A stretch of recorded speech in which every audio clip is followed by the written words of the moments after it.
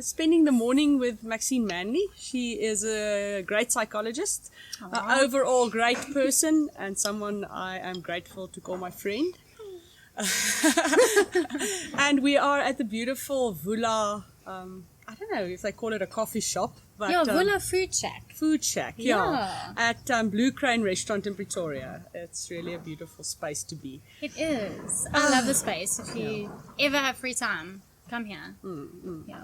So I've got a confession this morning, Maxine. I love watching those corny Christmas movies. You know, those ones where the girl and the guy, they meet and the guy knocks the Christmas cookies out of her hand and then it falls and she hates him and then at the end of the day they get together. Yeah. And I was thinking to myself, why do I do that to myself? Because at the end I feel so frustrated. But then I realized I think it's kind of like a bit of an escape. Because although I love Christmas and I love everything about Christmas, it sometimes can be a little bit taxing emotionally. So I was hoping you could give us a few tips on how to survive Christmas emotionally. Sure. Well, one is to watch great movies like that. So watch great movies. Watch great movies in general, I think. So the one thing is, this year we've faced a lot of loss. We've lost Easter. That's the one thing that stood out for me. We lost Easter. That was the beginning for South Africa. And we've lost birthdays and weddings and any form of celebration you could think of, we have not been able to have. So the one thing I think about Christmas is still do the decorations. It's okay if you don't feel festive, because this year has sucked. I could say lots of other words, but we'll just go with it sucked. And I, for one, also don't feel jolly all the time. But I think it's important to still put that in your life, so that at least it's not another thing you look back to 2020 and go, well, I didn't even put up my Christmas decorations because the year didn't matter. The year does matter. Christmas does matter. The festive season is here, and it can be a wonderful time. And those decorations can sometimes give you something. Those movies do give you something. So the one thing is still do the Christmas traditions. Drive down. If someone told me, and I'm so excited, I'm going to do it next week, is on, oh goodness, I forgot the name now. One of the streets. Lawley. Yes, Lawley Street. I'm so excited. I want to go see the lights. And you can have a terrible day and you're like, someone put up their decorations. Despite everything that's happened this year, someone put their decorations up. I was driving on the highway, stuck in traffic, and I saw the sign for the Jingle Jangle. I think it's something. There's a Christmas movie on Netflix. So excited to watch it because I will not do Die Hard this year. As much as my husband wants to do Die Hard, I will not. And then we put the Christmas decorations, and for me, that's one thing you must do, because it does bring you some joy. So that's the one thing. It's still do Christmassy things. Even if you don't feel like it yet, you will feel like it, and at least it's some control you have over this festive season. Second thing is money, obviously. Financial stress is a big thing when it comes to Christmas. So I say go personal, go small. Don't buy something someone needs. They can do that themselves. Buy something cute, something personal. Are there any personal gifts that you give over Christmas? Or personal gift giving that you do? We decided this year we're going to make our own gifts. So we will be baking cookies. I preserved some olives and figs. So that's what my loved ones will be getting is little personal gifts. I hope my mother-in-law's not watching this before Christmas, but my plan is my plan is to make her to go to one of those shops where you paint a piece of pottery, crockery, and to put my little girl's hands on it. Just cute.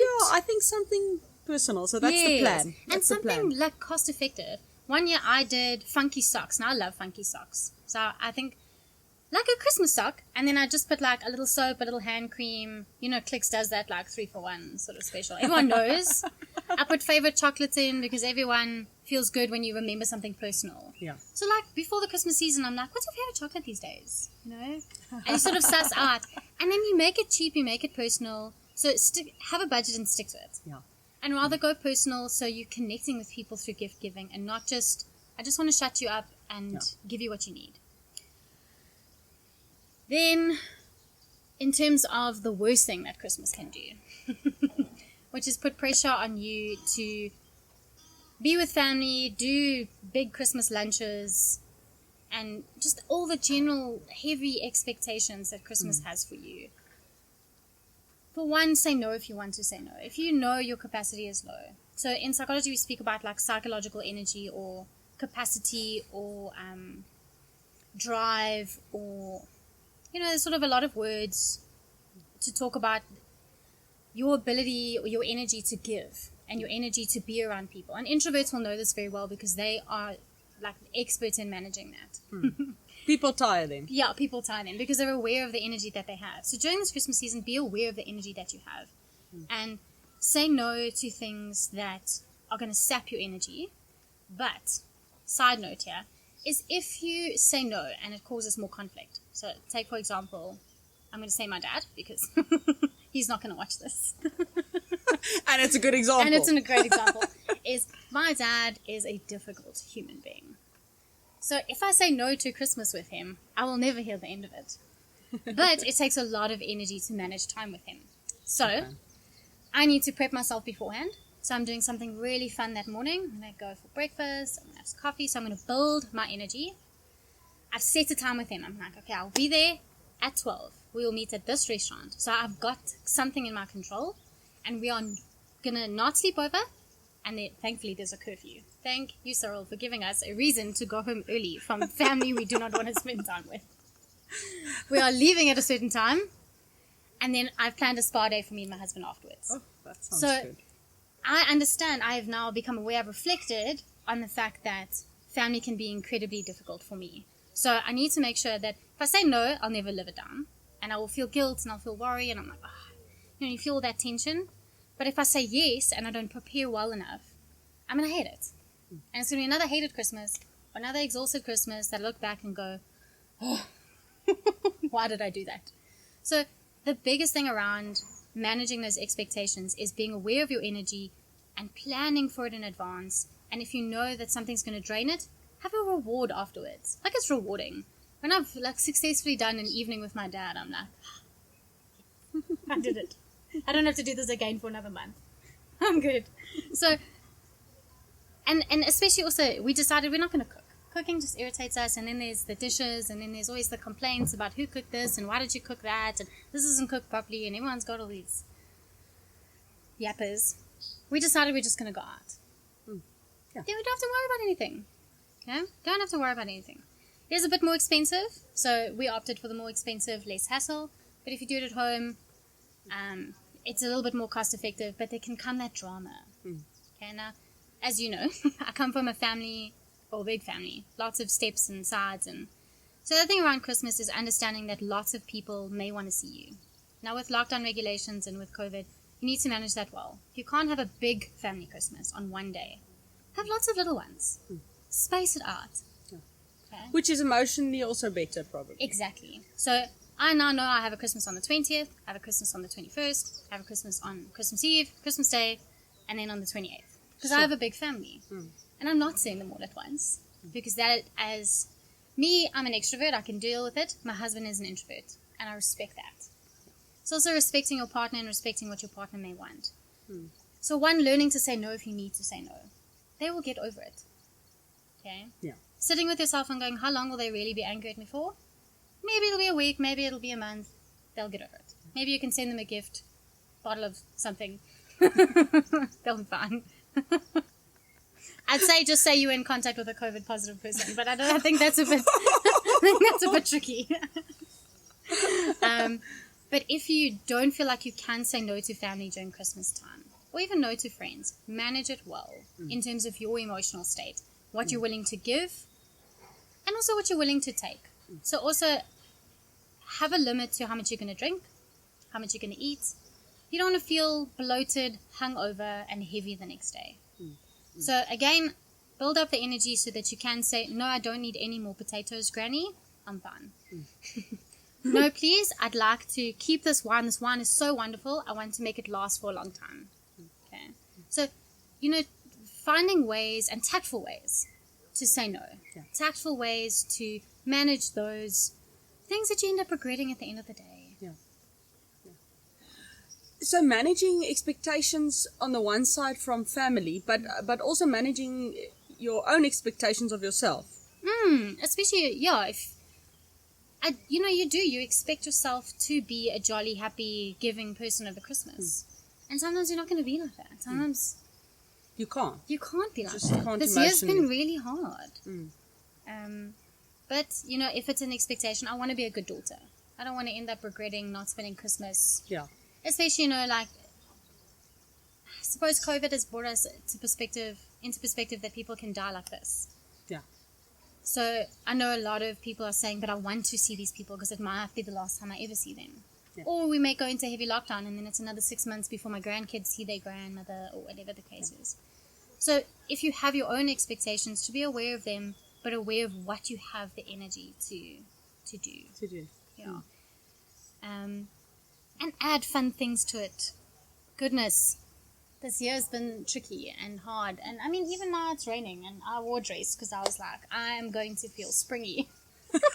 I did not look out the window this morning. But then I didn't care. You look very springy. If I am feeling emotional, I dress well because it makes me feel better. No. I listen to music in the morning. I eat my favorite chocolates. I have my coffee with my honey in it. I go to the gym. So all those little things, they might feel like a lot of effort, or you're like, oh, but I'm on holiday. My husband said to me, why did I wake up so early this morning? I'm on holiday. Because I want to do the things I love. So part of Christmas is also putting in all the lots of little things that you love in life. Reading books, drinking whatever it is that you want, when you want it. So I was thinking the other day how much I tell my clients, it's not a need or a must or a have to. When you say it with me, I need to, I have to, I should. You say I need to, I have to, I should. How do you feel? No, not great. Not great. What if you said, I want to, I can, Yes. I will? I love to. It puts a smile on your face automatically. Change your Christmas into I want to. I want to see my dad for only 4 hours. And then have the day to myself afterwards. That's how you change the expectations of Christmas. Yeah. Yeah. That makes a lot of sense. Yeah. But that's how you survive Christmas. I think I want to find out from you, how do you enjoy Christmas? What is the word, thrive in Christmas time? Yeah. Yeah.